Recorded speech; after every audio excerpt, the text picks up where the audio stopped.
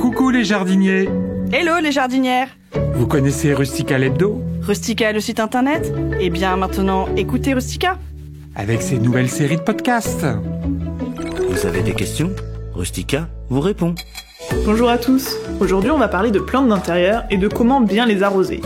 C'est toujours le sujet délicat avec les plantes parce qu'on peut avoir tendance à vouloir trop bien faire et finir par mettre nos végétaux en difficulté. La première chose à se demander, c'est de quoi ma plante va-t-elle avoir besoin? Est-ce une plante qui a besoin de beaucoup d'eau, de beaucoup de lumière, ou au contraire, doit-elle rester longtemps sans que je l'arrose? Pour savoir ça, il faut s'intéresser à son climat d'origine. Pour les plantes d'intérieur, on va dire qu'il y a deux grandes catégories. Les plantes tropicales, qui ont généralement besoin d'un environnement humide, et les plantes désertiques ou semi-désertiques, qui elles vont apprécier les milieux très secs et lumineux. Dans cette catégorie, on retrouve les plantes grasses et les cactées. Ce sont d'ailleurs souvent ces plantes-là que l'on qualifie un petit peu trop facilement d'increvables. Et croyez-en mon expérience, il n'existe pas de plantes increvables. Il y a plutôt des plantes qui supportent bien les manques d'arrosage et celles qui préfèrent qu'on ne les oublie pas trop. J'en profite pour vous raconter une petite anecdote à ce sujet. J'ai autrefois acheté un Yucca elephantipes, une plante verte au tronc épais, dont les besoins en eau sont modérés. Fier de mon achat, je la rempote et l'arrose copieusement pour terminer correctement mon rempotage. Puis au bout de quelques jours, j'observe que ses feuilles tombent, jaunissent, son tronc est mou et il y a même de petits moucherons à sa base. Je comprends que sa terre n'a pas séché assez vite et que l'eau a dû stagner dans son substrat et faire pourrir ses racines. Je retourne donc acheter un nouveau Yucca quelques mois plus tard en décidant de ne pas le rempoter directement et d'attendre qu'il fasse plus chaud pour éviter le risque d'eau stagnante dans sa terre. Je le garde plusieurs semaines sans jamais l'arroser. Il reste aussi beau que les premiers jours pendant tout ce temps, puis comme l'été arrive, je me dis qu'il serait temps de l'arroser. C'est donc ce que je fais et quelques jours plus tard, ses feuilles tombent à nouveau et jaunissent. Sa terre n'arrivait toujours pas à sécher. Bon, je vous rassure, il s'en est sorti, car peu de temps après l'avoir arrosé, j'ai déménagé dans un appartement très lumineux. Mon Yucca est reparti et cette histoire se finit bien. Mais ce qu'il faut comprendre, c'est qu'une plante n'est pas juste un accessoire de décoration et qu'elle a des besoins. Le Yucca, comme d'autres plantes d'intérieur, a besoin de beaucoup de lumière naturelle pour pousser. Car si la plante grandit correctement, son activité va faire qu'elle aura besoin de plus d'eau, donc ses racines absorberont plus vite l'eau dans son terreau. Ainsi, les racines de la plante ne subiront pas les effets d'un milieu humide trop longtemps. Comme mon ancien appartement était trop sombre pour y abriter un Yucca, celui-ci végétait et l'eau dans sa terre mettait trop de temps à être absorbée.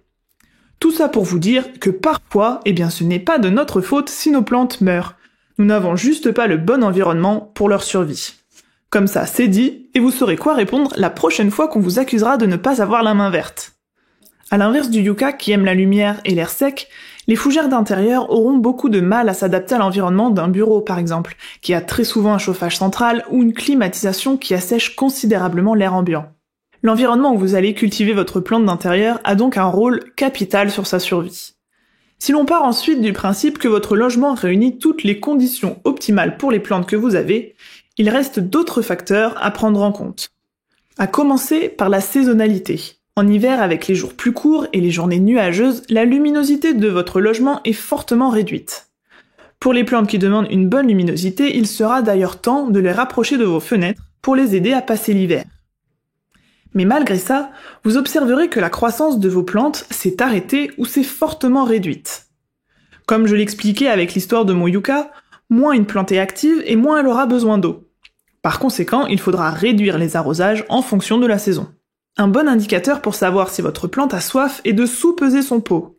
Une plante dont le pot est très léger est signe que la terre est sèche. Pour certaines plantes grasses, les feuilles auront tendance à flétrir sous le manque d'eau. Pour les cactus, ils ont quant à eux tendance à s'affiner quand ils ont soif à cause de la diminution des sucs dont ils sont constitués. L'observation de vos plantes est la meilleure solution pour assurer un arrosage adapté. Les conseils des horticulteurs du type « un arrosage toutes les 2 semaines » sont plus des indications que de véritables règles d'or. Généralement, une plante supporte mieux un manque d'eau qu'un excès. Si votre plante a eu trop d'eau, vous pouvez en dernier recours sortir sa motte de son pot et l'envelopper dans du papier journal. Laissez le papier absorber l'excès d'eau quelques heures puis retirez-le. En ce qui concerne les différentes méthodes d'arrosage, il faut voir au cas par cas. La plus courante consiste à arroser la terre par le dessus à l'aide d'un arrosoir ou d'une bouteille. Il faudra simplement veiller à ne pas mouiller le feuillage car cela va créer un milieu humide et pourrait favoriser le développement de certaines maladies. Surveillez aussi que vous n'avez pas d'eau qui stagne dans le fond de la coupelle. Pour les plantes grasses, les cactées et celles qui ont un feuillage dufteux, il faudra privilégier l'arrosage par capillarité, car ce sont des plantes qui supportent mal d'avoir de l'eau sur leurs feuilles. Laissez le fond du pot trempé dans une bassine d'eau jusqu'à ce que la terre soit entièrement imbibée.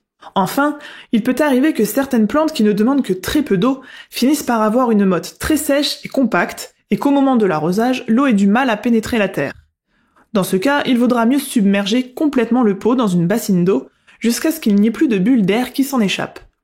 Cette méthode assure que toute la motte est bien arrosée, mais si elle est pratiquée trop régulièrement, elle aura tendance à lessiver le substrat et donc à le rendre plus pauvre en minéraux et en nutriments. Pour conclure, bien arroser ses plantes d'intérieur va demander en premier lieu de bien connaître les besoins de la plante, de pouvoir lui apporter un environnement qui se rapproche le plus possible de son milieu naturel, et de s'assurer que l'arrosage a pu imbiber correctement sa motte sans que les excès d'eau ne soient restés dans le fond du cache-pot ou de la coupelle. Vous l'aurez compris, il est aussi important de réfréner nos excès de bonne volonté. Merci de m'avoir écouté, je vous souhaite une très belle journée et à très vite pour un nouveau podcast.